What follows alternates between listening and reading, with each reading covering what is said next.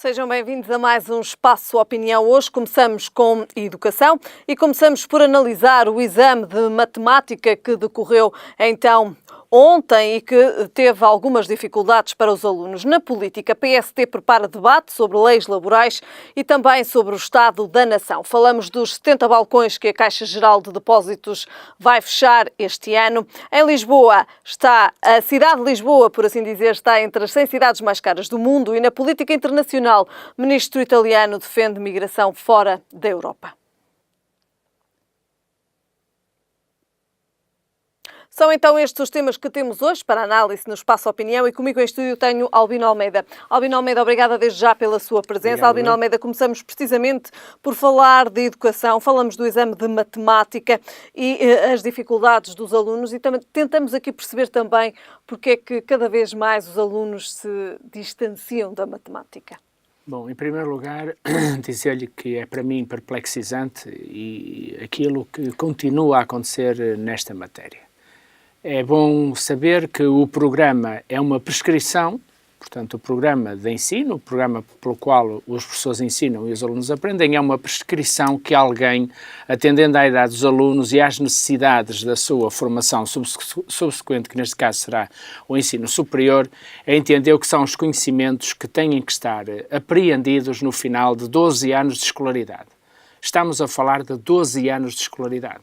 Ou seja, quando no final de 12 anos de escolaridade o sistema educativo faz um exame que não consegue avaliar o que ensinou, mas vai avaliar o que prescreveu, sem ter o cuidado de perceber se o que prescreveu foi aquilo que as escolas conseguiram ensinar e os alunos aprender, nós estamos perante um péssimo serviço, mais uma vez, do júri, do IAV, agora chamado IAV, Instituto de Avaliação do Sistema Educativo. Portugal tem este problema há muitos anos. Tem anos em que faz melhor e tem anos em que faz pior. Este é de novo um ano em que fica pior. O problema disto é a quantidade de alunos que vão ver o seu futuro afetado por décimas ou até por uma valorização dos exames que não corresponde à sua nota interna. Agrava o facto deste ano muitos alunos, 36 mil em 160 mil, não saberem com que notas chegaram ao exame, ou seja, sem saberem qual é o aproveitamento que tiveram global na disciplina. E vai ser interessante perceber, porque para os alunos que não tenham nota, os exames vão ser a única forma de terem nota para aceder ao ensino superior, vai ser, eu espero que aquilo que vamos ver possa ser de facto, possa não ser ainda pior, porque eu ia dizer que vai ser dramático para muitos alunos este tipo de situação.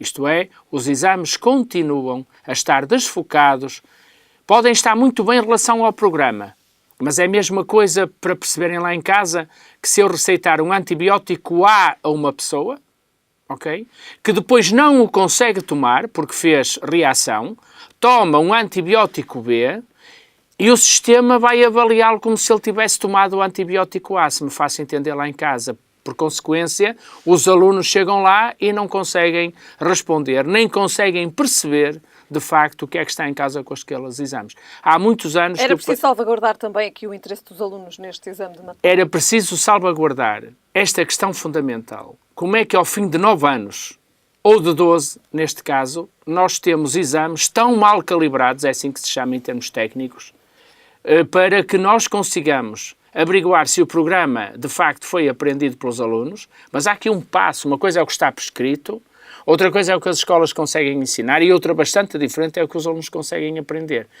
Pelo que nós percebemos, ou as escolas não ensinaram, ou os alunos não aprenderam, o que é surrealista, não é? Porque as escolas estão lá para ensinar, e estes resultados são de facto uma grande interpelação, mais uma vez, nos últimos anos foram várias, lembro-me que há 8 anos foi um terror absoluto, a forma como o IAB faz exames que não, pelos vistos não tem nada a ver com o que as escolas estiveram a fazer e os alunos.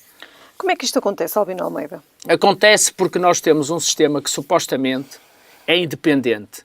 Tem um funcionário público que também supostamente, ou pelas provas dadas, é o mais qualificado para estar à frente do IAB, mas a verdade é que desde que Hélder Sousa está no IAB, assim se chama a personagem, Nós temos tido, de facto, muito mau trabalho em matéria de exames. Muito, muito mau. E, mais uma vez, este ano, isto acontece. Ele não pode eximir-se às responsabilidades.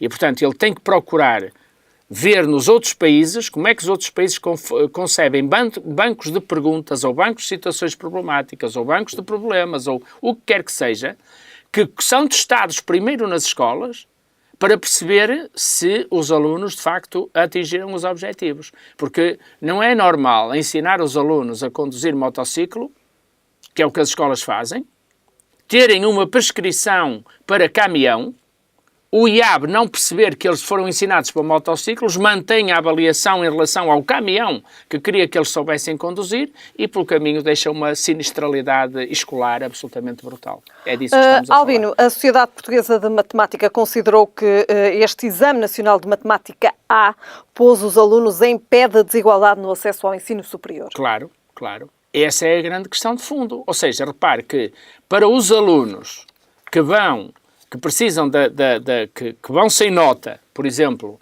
sem outra nota, porque não tiveram os resultados dos conselhos de turma, estão numa situação muito complicada. Mas precisam dessa nota também. Pois precisam. O problema é se a vão ter, porque nós não podemos estar à espera eternamente que os conselhos de turma se façam, porque na realidade o ensino superior vai ter que definir os alunos que entram. E mais uma vez, vamos continuar a ter a circunstância de alunos que fogem dos cursos que têm matemática, porque está instituído o princípio de que a matemática é absolutamente insuperável e não pode acontecer assim. Temos um problema de ensino da matemática, temos um problema de formação de professores de matemática e depois temos um problema de avaliação na matemática. São muitos problemas juntos para que não se olhe para isto com atenção. Albino Almeida, é também, digamos assim, esse conjunto que acabou de referir que faz com que muitas das vezes os alunos também se distanciem da matemática. Certo, certo. É preciso cativar os alunos para gostarem da matemática, até porque há muitas profissões que exigem a matemática. Exatamente. Helena, permita-me que faça um desafio aos nossos telespectadores. Se eu disser que cheguei ao estúdio cedo, é um conceito matemático. Se a Helena achar que eu me atrasei, é um conceito matemático. Não há nada na nossa vida que nós possamos... Estou aqui a falar há 5 minutos. É um conceito matemático. Vou calar-me dentro de 5 minutos. É outro conceito matemático. Não há nada que consigamos fazer que não tenha matemática, que não tenha quantidades, que não tenha comparação, que não tenha raciocínios e que não tenha problemas na nossa vida. Como é que a matemática, que tem que ver com isto tudo, não é apreciada pelos nossos alunos como sendo algo que é fundamental à vida deles. Não conseguirão viver sem ela. Com maior ou menor matemática, temos que fazer este trabalho aos alunos desde pequenos. E temos que destruir também, se calhar nas famílias, a ideia que a matemática é o papão do sistema. Se calhar temos também que começar pelas famílias. Porque há muita gente que olimpicamente se gaba, eu nunca quis nada com a matemática, eu não entendia a matemática e, portanto, acham que isso pode ser, que é natural. E não é natural. Não é natural e digo mais, quer dizer, lá para casa toda a gente se lembra quando entrou em vigor o euro como moeda. As senhoras no bolhão diziam centímetros, centésimos, diziam tudo errado. Em matéria dos cêntimos, não sabiam dizer cêntimos, não estavam familiarizadas, mas não se enganavam a dar o troco na moeda nova. Portanto, significa que nós temos uma relação natural com os números, não é? Temos uma relação natural com os números e é por essa relação natural com os números que temos que reestruturar o programa de maneira a conseguir que os alunos passem das fases da matemática natural, dos números, das contas, dos conjuntos, para a abstração máxima, que supostamente foi o que aconteceu agora no exame do 12º ano, uma vez que há uma componente abstrata da matemática que tem que ver com aquilo que são, por exemplo, olhar para os problemas em que encontrar no que se aprendeu da matemática a fórmula ou o caminho certo para encontrar a solução para o problema. Devo dizer-lhe que a abstração é de tal maneira importante que tem havido problemas matemáticos que duram séculos a resolver. Portanto, o que é que está aqui em causa, Albino Almeida? Ou o que é que pode estar aqui em causa? Está em causa a nossa mentalidade perante a matemática.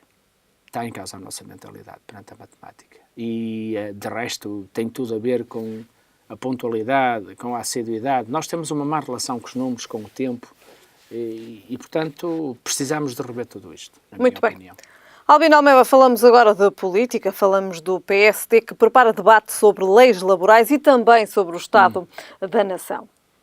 Vamos ver, o PSD, soubemos-lo há dias, tem estado errático no sentido do que a sua bancada diz na Assembleia e do que pensa o seu Presidente. Pelos vistos, ontem foram jantar aqui no Norte e devem ter acertado as agulhas. Porque o PSD, em relação a leis laborais, tem muito pouco para propor, visto que, como sempre defendeu, estas leis decorrem de um acordo de concertação social. Portanto, o PSD não tem nada para alterar aqui, porque vem ao encontro da política que defende, segundo a qual o Governo deve exclusivamente regulamentar as leis ou os consensos que são gerados na concertação social. Portanto, não vejo que aqui possa fazer muito mais, exceto se estiver agarrado a leis do passado, que por acaso foram todas da responsabilidade do CDS. Vai ser curioso perceber se este PSD descolou efetivamente do CDS ou se ainda está amarrado a um passado que era do CDS. A anterior lei laboral, como sabe, foi trabalhada por Pedro Mota Soares na concertação social, mas com uma vertente claramente liberalizando tudo, o valor das reformas, simplificando os despedimentos e, portanto, o que importa perceber é se o PSD tem a linha social-democrata que parece ser a de Rui Rio ou se vai voltar a defender de forma absolutamente inacreditável o passado. Porque há aqui um problema adicional. O PSD declara-se reformista. Agora, não declara a verdade sobre as reformas, quer dizer, se as reformas forem num sentido já não é reformista, não é? É conservador e esperamos, portanto, tem aqui alguma singularidade de perceber isso. Quanto ao Estado da Nação, o PSD tem um problema sério para também aqui em cima da mesa, é que está confrontado com uma governação que eu chamaria social-democrata consequente. Esta é que é a verdade. E, portanto, é muito complicado a um partido que se quer afirmar na senda da social-democracia não fazer uma análise global do país. Porém, é sabido que o Rui Rio tem duas áreas fundamentais que me parecem adequadas e que eu espero que se o debate do Estado da Nação for por aí, pode ser útil, que é o Estado. Que medidas serão essas? Que são as questões da justiça, que eu acho que de facto não tenho a certeza, precisamos olhar para a justiça, até porque já vamos na segunda semana em que recebemos do estrangeiro a indicação de que o nosso sistema de justiça não respeita os direitos humanos. É dramático que 40 anos depois de Abril, o nosso sistema de justiça esteja a levar permanentes, a ser enxovalhado permanentemente. Pois sabemos também relativamente a Carlos pelo Tribunal dos Direitos Humanos. Portanto, na semana passada foi o Paulo Pedroso, precisamente também quando o nosso comentário... E repare, o Tribunal não achou exagerado o tempo que se demorou a trabalhar a questão do Carlos Cruz. Mas nesse tempo todo, ainda foi possível negar à defesa novos documentos que pudessem, de facto, que devessem ser, digamos, trabalhados nesse processo. E isso é preocupante. Precisamos, portanto, de uma reforma da justiça, provavelmente no sentido em que ela aconteceu noutros países, que é criar uma hierarquia do que é importante investigar, do que é importante tratar. E desse ponto de vista, aprofundar ainda mais a organização dos nossos tribunais, porque eu recordo-me de Laborinho Lúcio ter dito que criou os tribunais de pequena instância para resolver conflitos de consumo. Conflitos em que uma parte emite uma fatura ou presta um serviço e a outra não paga. Aqui o que é preciso fundamentalmente para as empresas é perceber se vão receber, se não vão receber ou se vão receber em diferido no tempo em prestações, para poderem organizar-se em termos contabilísticos e apresentar resultados.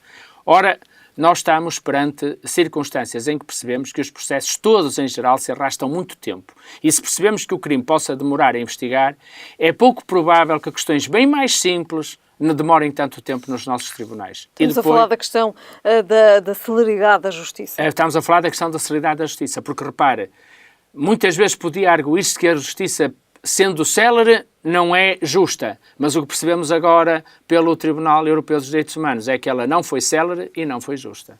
Mas não como lhe digo, esta é uma reflexão também, que eu acho que faz sentido. Depois é a saúde. E nós já falámos disso aqui e temos dito que as necessidades de saúde são hoje fundamentalmente marcadas, aliás, saiu há dias um estudo que prova, que as pessoas recorreram mais do que nunca aos serviços de urgência. Quer, portanto, dizer que os hospitais dão um sinal de segurança a quem adoece, portanto, por isso recorrem aos hospitais, significam segurança e atendimento que tranquiliza.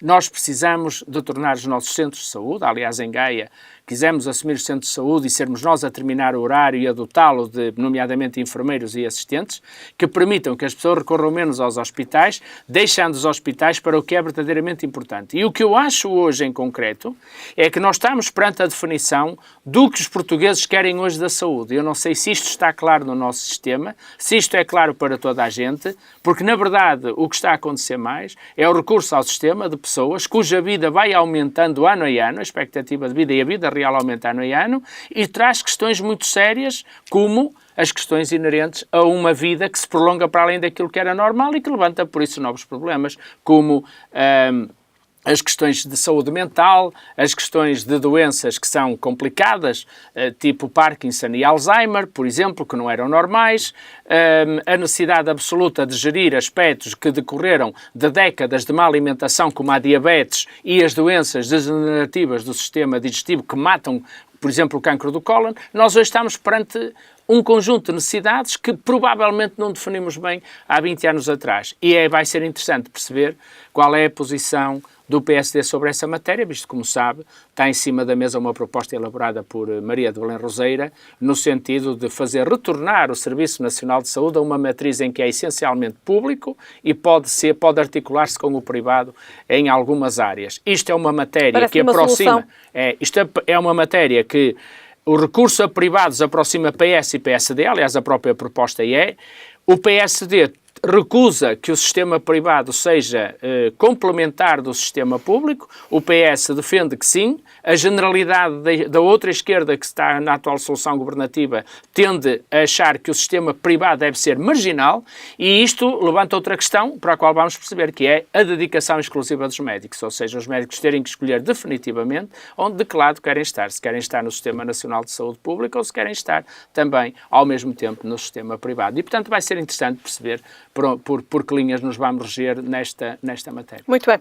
Albino Almeida, passamos agora para o nosso próximo tema. Falamos da Caixa Geral de Depósitos, que este ano pretende fechar 70 balcões.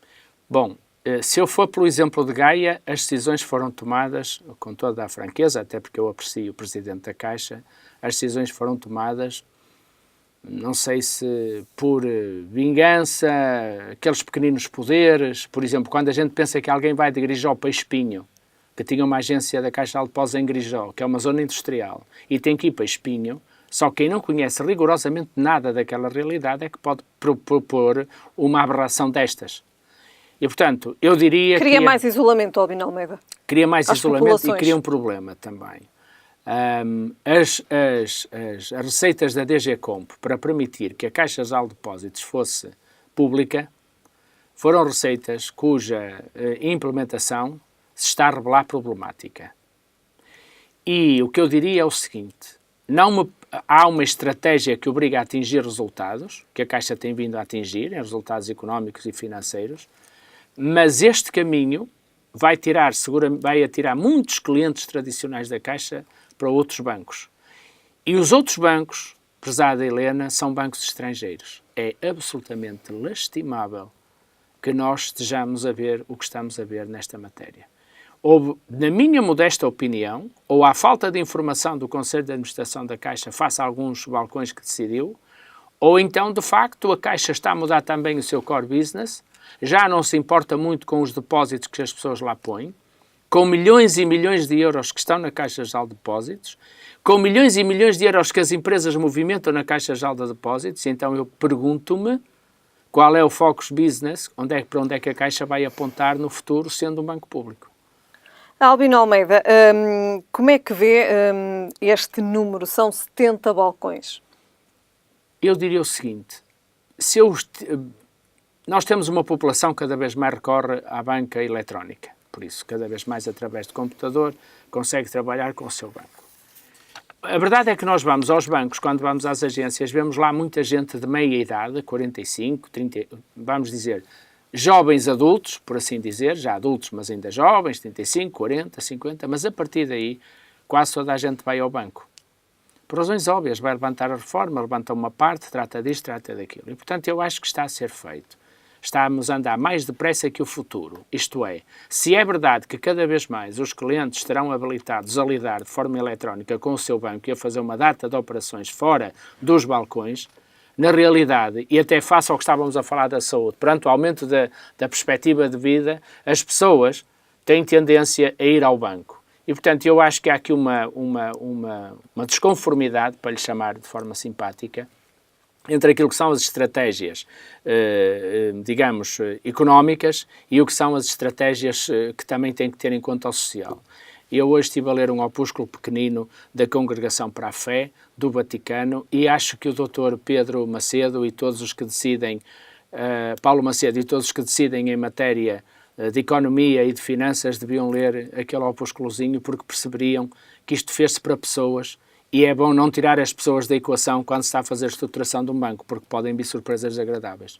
Muito bem. Albino Almeida, depois então de falarmos da Caixa Geral de Depósitos e analisarmos então a pretensão de se serem fechados 70 balcões, falamos de Lisboa.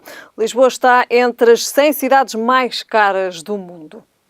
Exatamente, ou seja, nós temos, por isso há bocado lhe dizia que as questões ideológicas que vão estar por trás da discussão da saúde, da justiça, da educação, e agora podemos discutir também do urbanismo, são questões que hoje cada vez mais se prova que quem, como eu, moderado social-democrata, acha que o mercado não regula tudo, tem toda a razão.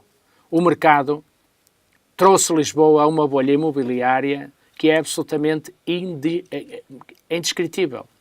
Não é? O preço que hoje as coisas custam, mas não é só já Lisboa. Lisboa é o paradigma, mas enfim, o Porto está igual. Casas que nós nos habituamos a ver situadas em ilhas, que foram entretanto remodeladas ou reestruturadas, valem hoje mais de 100 mil euros com 1/4 ou 2/4 na cidade de Porto. E portanto isto significa que, como dizem os sociais-democratas coerentes, o mercado por si mesmo não se regula. E o que é que vamos ter que fazer?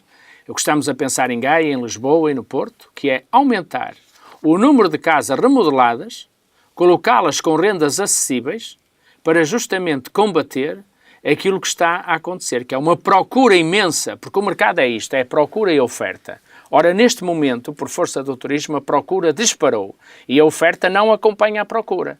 E, portanto, o que está a acontecer é que, neste momento, quem tem oferta faz com que a ganância se sobreponha à racionalidade económica. E como dizem os economistas sensatos, e também nesse opúsculo o Vaticano, entre aquilo que é legítimo ganhar e a ganância vai a diferença entre aquilo que é humano e aquilo que passa a ser criminoso. Albino Almeida, quem lidera este ranking é Hong Kong. Exatamente, e eu penso que inclusivamente temos lá no meio uma cidadezinha também com grande tradição portuguesa, que é Luanda, que durante muito tempo foi uma cidade caríssima, sem que a gente perceba exatamente porquê. Porquê? Porque Luanda é a capital de um imenso território em África, tornou-se, portanto, muito procurada e não conseguiu gerar oferta que permita equilibrar a procura. E, portanto, quando a procura é grande e a oferta é baixa, o preço sobe.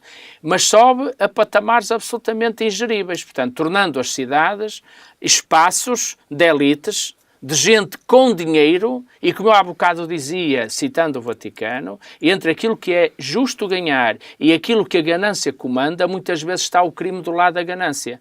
E quando nós vamos olhar com atenção às pessoas que detêm grandes patrimónios nestas cidades muito caras, quase sempre vamos bater a dinheiro sujo, a dinheiro lavado, a dinheiro de corrupção, a dinheiro de negócios ilícitos. E vale a pena pensar nisto. Albino Almeida, passamos agora para o nosso último tema, falamos de migração. O ministro italiano defendeu a instalação fora da Europa de campos para migrantes.